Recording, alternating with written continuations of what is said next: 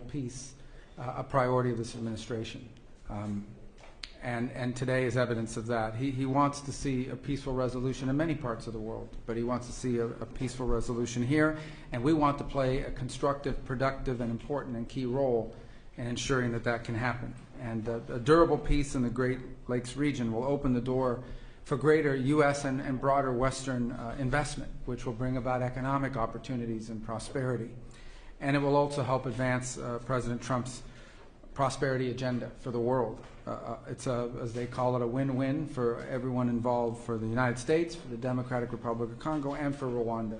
Our firms are good corporate citizens, American firms, and they'll bring good governance and ensure responsible, reliable supply chains for things like critical minerals that benefit regional governments and our partners and allies as well. This economic development, combined with durable peace, and I would say durable peace comes before economic development. It's impossible to do without the peace. It will also allow millions of displaced people to return to their homes, to safer communities, with new economic opportunities that have escaped generations.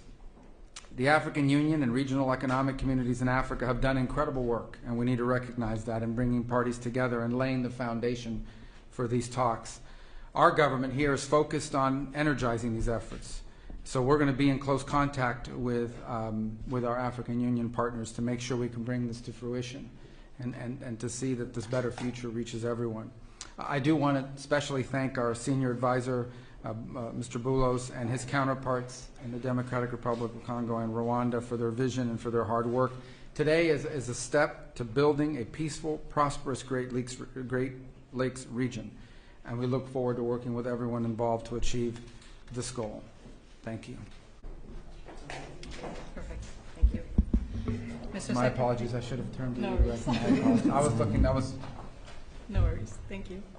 Mr. Secretary of State, Honorable Senator Marco Rubio, His Excellency Mr. Oliver Nduhungirehe, Minister of Foreign Affairs of the Republic of Rwanda, Excellencies, distinguished guests, ladies and gentlemen, today marks not an end but a beginning, a necessary step towards peace taken with resolve and purpose. This moment carries particular weight for the Democratic Republic of the Congo.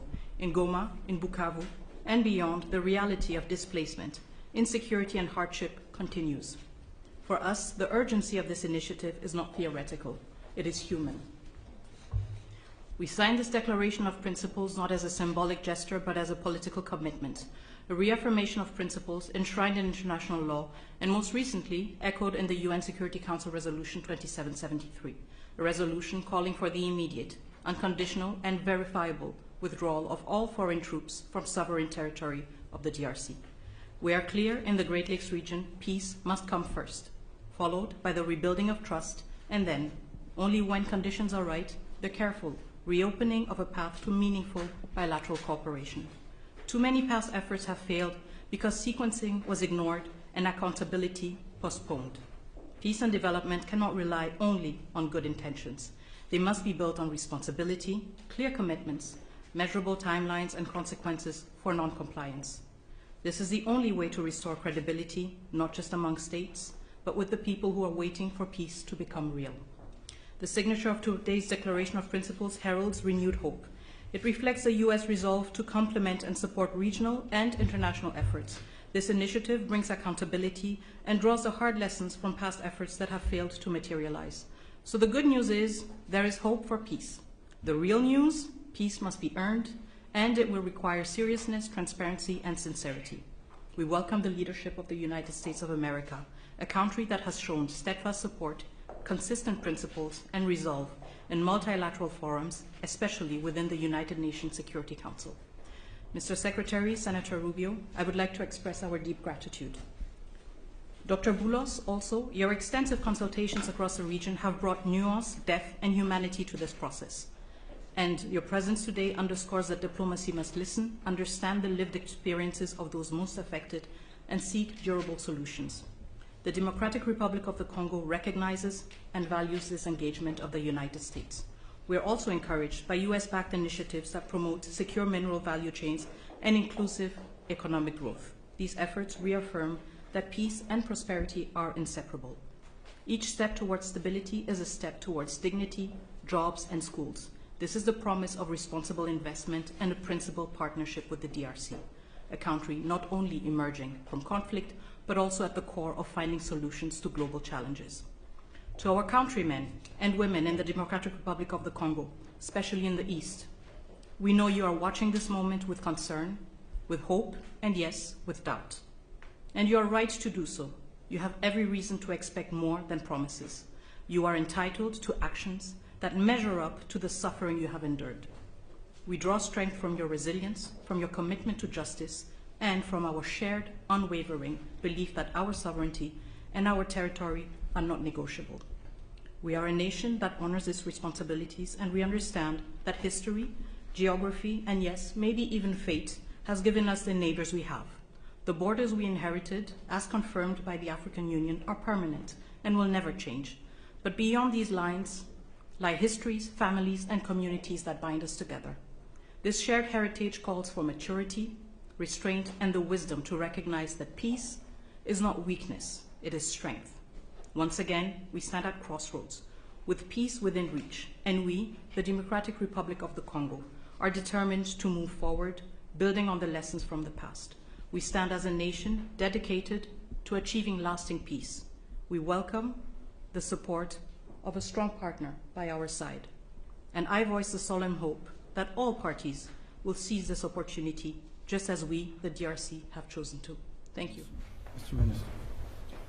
Thank you. Good afternoon. On behalf of President Paul Kagame and the government of Rwanda, I want to start by thanking President Donald Trump for enabling a real change in the conversation on how to resolve the situation in the Eastern Democratic Republic of Congo, leading to the signing of the Declaration of Principles today. I thank Secretary Marco Rubio and the United States government for hosting us, and I commend the positive role played by Senior Advisor Masad Boulos and his team and other officials in the significant progress achieved thus far. Today, we are talking about the real issues, the root causes that must be addressed to achieve a lasting peace in our region. Those include, first and foremost, security, as well as the return of refugees. In addition, and very importantly, we are discussing how to build new regional economic value chains that link our countries, including with American private sector investment. Our goal is a secure region, free of violent ethnic extremism, which is well governed. Working together, our region can be an engine of prosperity for all our peoples, and indeed Africa as a whole.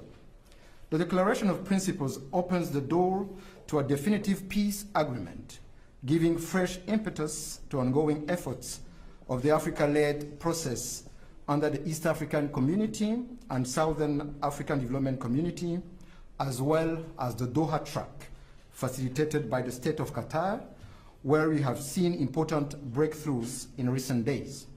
Our common aim is to conclude a comprehensive peace agreement as soon as possible. But there are no shortcuts or quick fixes, and we have to do the hard work to get it done right, once and for all.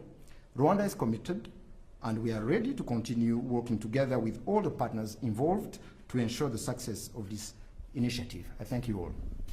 Thank you. All right. There he is. Secretary Rubio is signing as a witness the Declaration of Principles between the government of the Democratic Republic of the Congo and the government of the Republic of Rwanda. This declaration commits the parties to mutual recognition of sovereignty and territorial integrity, addressing security concerns, promoting regional economic integration, facilitating the return of displaced persons, supporting MONUSCO, and drafting a peace agreement. These are serious commitments from each side. The Secretary's presence here today as a witness signifies the importance the United States places on resolving this conflict to ensure both countries and their people prosper. We're looking forward to working with both sides to further our existing partnerships and foster win-win outcomes for all.